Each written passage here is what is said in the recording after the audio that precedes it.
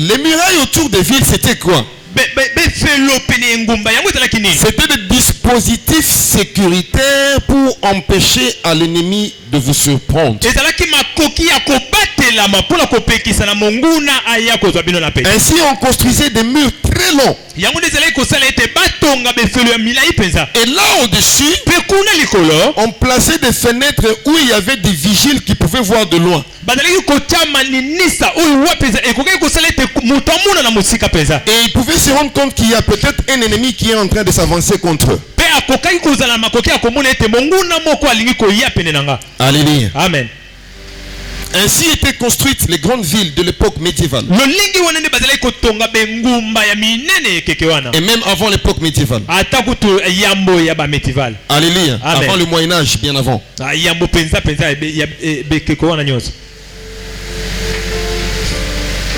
Et Ézéchiel a vécu à l'époque où les grandes villes étaient sécurisées par des murailles.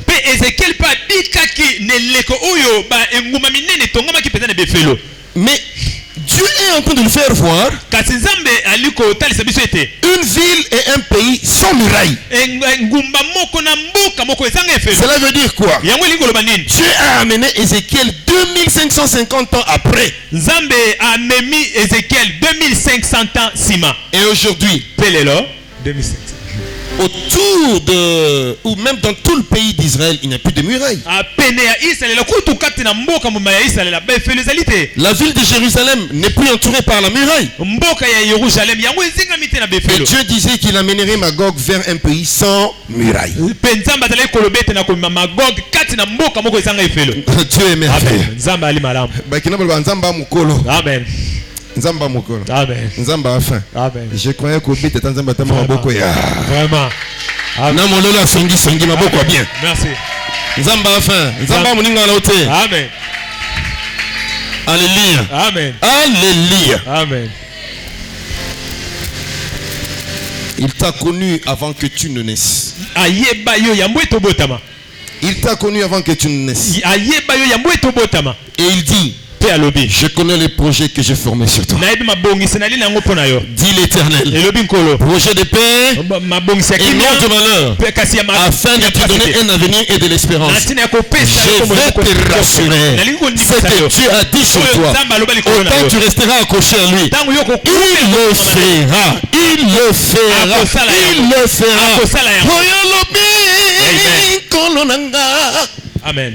Ekoko kisama na bomoi nanga ata lelo teo na ibi mokolo ezali manguna nanga bako kufa na soni. Alléluia. Amen. Poyo sambelanga na bioko sakate. Amen.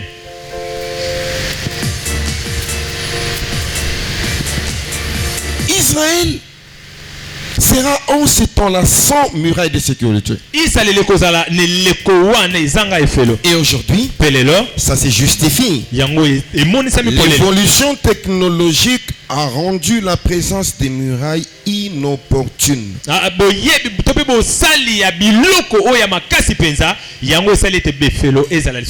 Au contraire, il y a des dispositifs, des anti-missiles, donc ils peuvent attaquer les missiles en l'air. Israël, aussi petit qu'il soit, je vais te rassurer avec tout l'amour et le respect que j'ai de mon pays. On peut rassembler 40 pays d'Afrique, nous n'allons pas atteindre le niveau de l'armée israélienne. C'est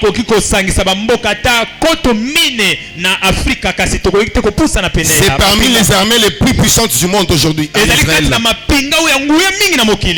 ils n'ont qu'environ 22 000 km². Dieu reste Dieu. Alléluia. Amen.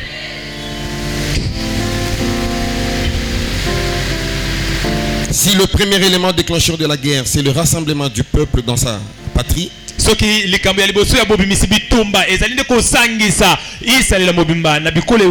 le deuxième élément, c'est la paix qui devra désormais régner dans le pays.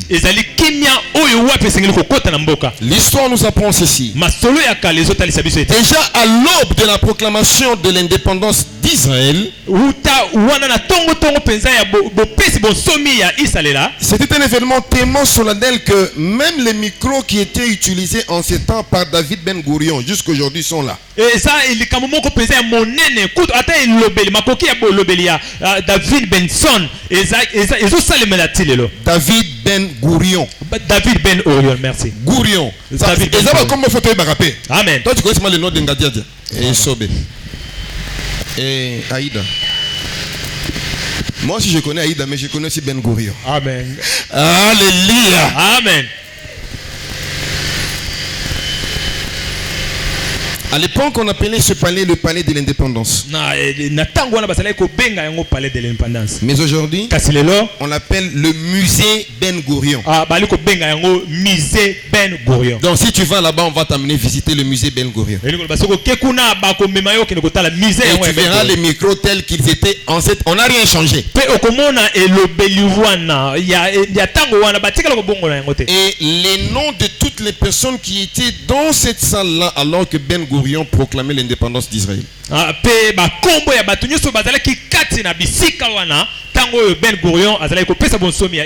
Alléluia. Amen. Alléluia. Amen. En 1949, la Ligue arabe déclenche une guerre contre Israël. Mais à la fin, Israël s'en est sorti vainqueur. Des années après, en 1956, la guerre du Sinaï éclate.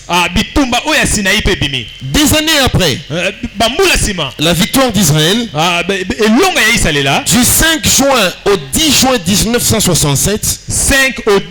1967, il y a eu la guerre de 6 jours. Et à la fin de cette guerre, Israël a défait toutes ces nations qui se sont liguées contre lui. Ils étaient plus nombreux qu'Israël. En ce moment-là, ils avaient plus d'armes qu'Israël. Mais Israël les a vaincus. Et en cette date-là du 10 juin 67, Israël se retrouvait ayant possession et contrôle de toute la ville de Jérusalem. Et ils étaient en train de chanter et de dire que Hamashia vienne. Parce que nous allons l'adorer. Qu'est-ce qu'il veut dire dans ça? Les témoignages des militaires de l'armée Israël disent ceci. La victoire de la guerre de 6 jours de 1967 relevait des miracles. Certains militaires disent qu'ils auraient vu des hommes tout vêtus de blanc venir à leur rescousse. C'était une victoire qu'ils n'avaient jamais vécue de toute leur expérience de guerre. Et en ce jour-là, tout Jérusalem était sous contrôle israélien. Jérusalem, c'est une ville qui est divisée en deux. La partie est demeure sous contrôle palestinien. Et l'autre partie est sous contrôle israélien. La Société des Nations avait décidé que la capitale d'Israël soit Tel Aviv.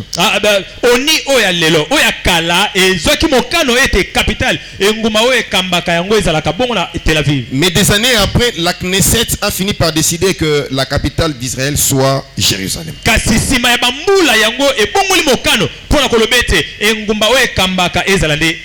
La Knesset, c'est comme ça qu'on appelle l'Assemblée nationale du pays d'Israël.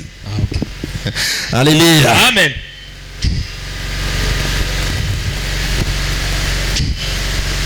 Et il y a eu des pays qui ont commencé à reconnaître Jérusalem comme capitale d'Israël. Et le tout dernier, c'est ici en 2023. Ici. Les pays qui ont décidé de désormais ramener leurs ambassades de Tel Aviv à Jérusalem. La RDC aussi.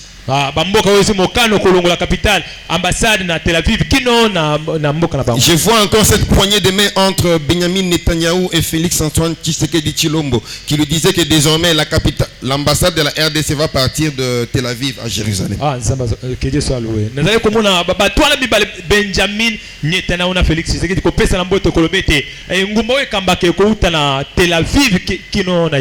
Les Américains sous Trump l'avaient aussi fait. En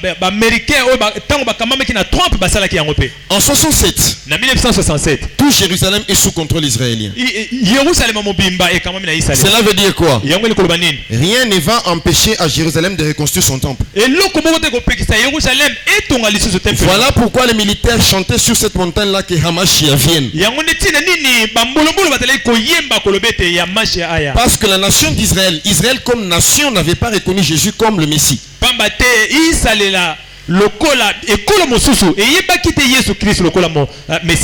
Mais le Messie ne pouvait pas venir de sitôt. En ce temps-là. Pourquoi? Parce que le temps des nations n'était pas encore accompli. On a lu au début Luc 21-24 qui disait qu'ils tomberont sous le tranchant de l'épée. Et là la Bible dit que Jérusalem sera foulée aux pieds par les nations.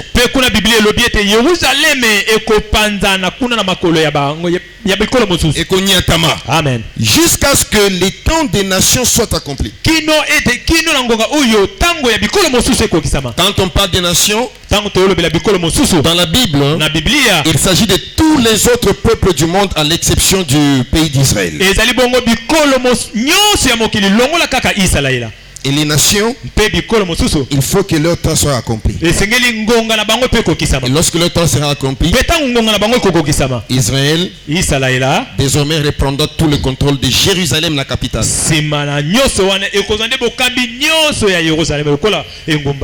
Mais ça ne se fera pas facilement comme ça. Ça nécessitera la venue d'un fin négociateur. Il faudrait qu'un négociateur expérimenté vienne.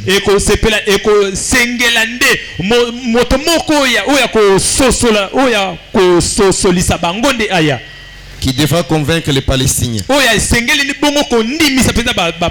Quand on parle de la Palestine, voyez la bande de Gaza plus la Cisjordanie. Et au milieu là, il y a le pays d'Israël d'aujourd'hui. Je vous disais le dimanche que la bande de Gaza qui est à la une de l'actualité aujourd'hui, c'est un très petit territoire.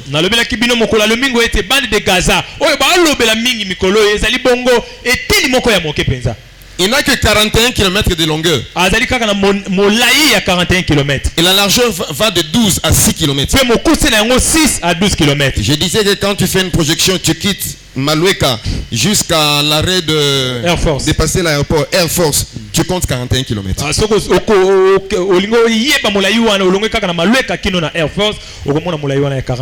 Et 6 km, tu pars d'ici à la 12e rue, c'est 6 km.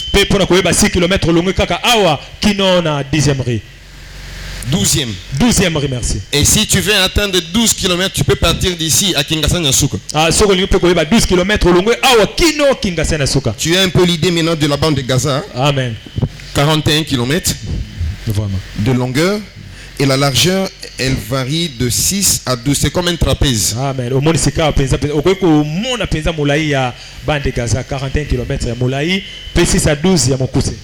Alléluia. Amen. Alléluia. Amen. La superficie de la bande de Gaza, c'est environ 360 km².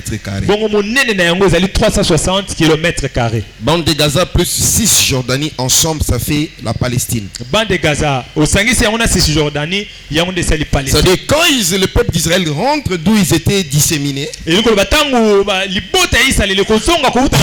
les impose sur ce pays-là. Quand ils sont partis, les Palestiniens sont restés occupés tout le pays.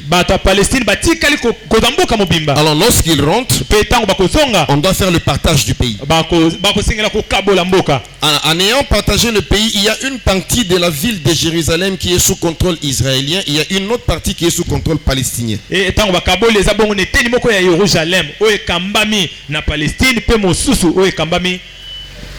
Israël. Mais la grande partie est sous contrôle israélien. Il y a les parties ABC. Je ne rentre pas dans ces détails là maintenant par rapport au temps. Depuis la dispersion d'Israël jusqu'au 10 juin 1967, Jérusalem était foulée aux pieds par les nations. Mais en ce jour-là, le peuple d'Israël a pris contrôle de la ville tout entière de Jérusalem. Et ce faisant, donc le temple pouvait être reconstruit. Parce que le temple doit être reconstruit selon la parole de Dieu sur ses anciens fondements.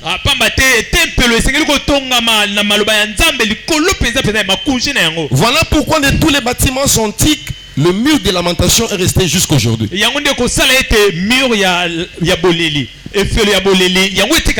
Jusqu'aujourd'hui, il n'a pas été démoli. On va compter du mur de lamentation 1, 2, 3, 4, 5, 6, 10 mètres selon les mesures qu'on trouve dans Esdras. Et là, on saura que c'est ici qu'il y avait la première façade extérieure du temple. Vous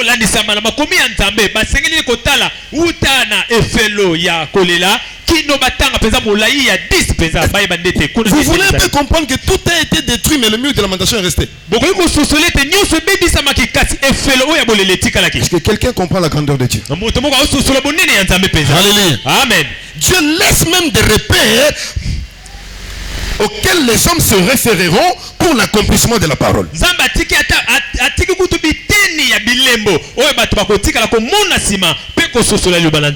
Mais comme le temps des nations n'était pas encore accompli,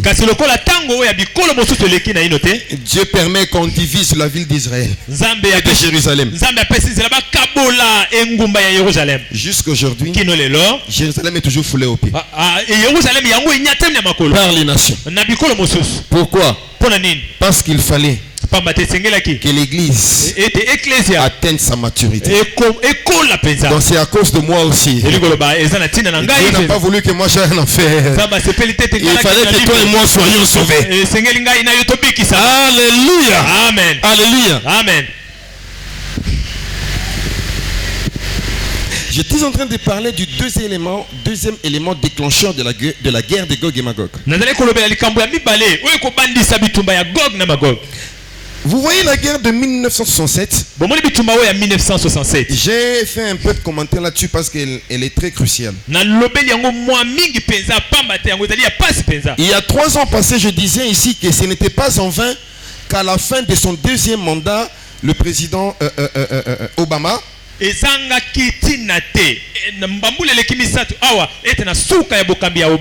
je disais qu'Obama avait dit il fallait que Jérusalem rentre à ses frontières de 1967. Ce n'est pas en vain. Ce n'est pas non plus en vain, comme je l'avais dit, que César Auguste avait instruit qu'il eut recensement chacun dans sa ville. Amen.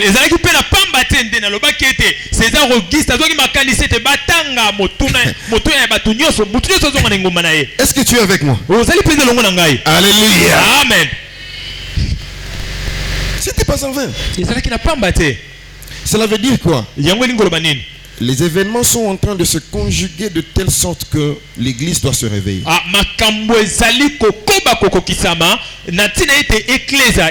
Parce que bientôt, la trompette va retentir. La trompette va retentir. Les morts en Christ ressusciteront premièrement. Nous qui serons en vie, nous serons transformés pour aller là-haut dans les cieux. Alléluia. Amen. Que l'envie du ciel remplisse ton cœur. Que l'envie du ciel remplisse ton cœur. Que la soif du ciel inonde ton cœur. Que sert-il à un homme de gagner le monde entier? Et si à la fin il perdait son âme? Alléluia. Amen. Juste pour dire au travers de toutes ces guerres qu'il n'y a jamais eu de paix jusqu'à présent en Israël.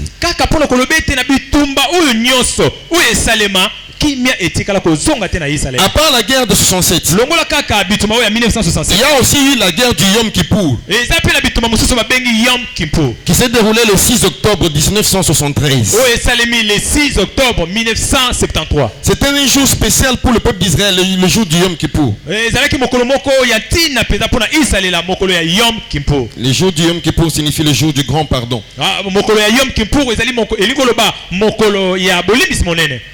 C'est le jour le plus saint du calendrier juif. En ces jours-là, les nations arabes se mettent ensemble pour attaquer Israël. Israël les défait encore.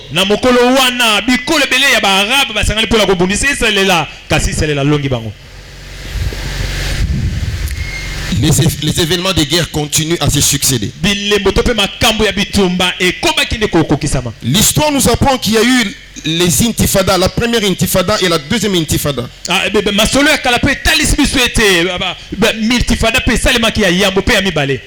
Intifada. C'est juste le soulèvement populaire du peuple contre Israël, contre l'occupation d'Israël du pays de la Palestine.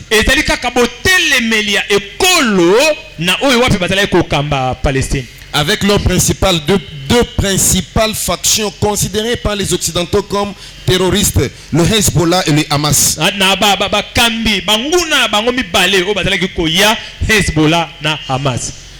Donc, les Palestiniens se sont soulevés, les Arabes aussi se sont soulevés contre Israël.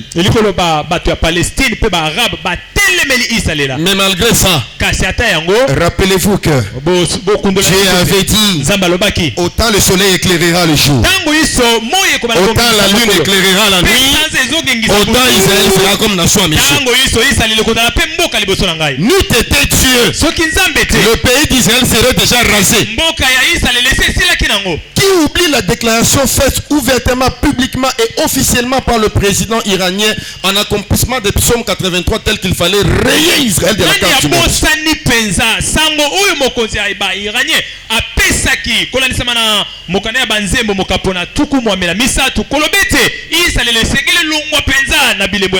Mais malgré ça, ils combattent Israël, mais jamais ils n'effacent Israël de la carte du monde. Je vais t'informer que les Arabes vont se réunir à Khartoum ici au Soudan en 1967. Et ils vont voter la règle des 3 non refus.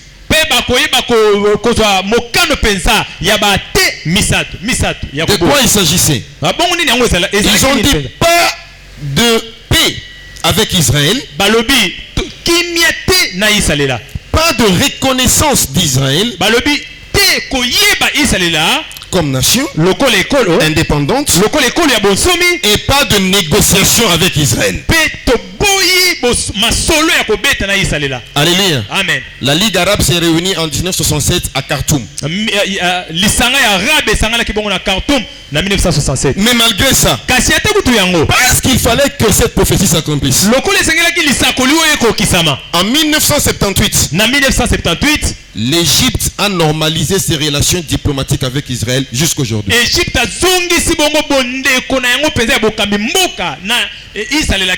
Alors que l'Égypte fait partie aussi du pays de la Ligue arabe. Après ça, la Jordanie, qui est un peu au sud de la Cisjordanie, a aussi normalisé les relations diplomatiques avec Israël.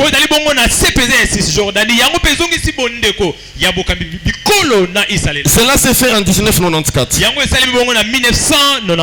Quand j'étais en train de faire la projection des choses dont on parlerait aujourd'hui, le dimanche, j'avais aussi dit que en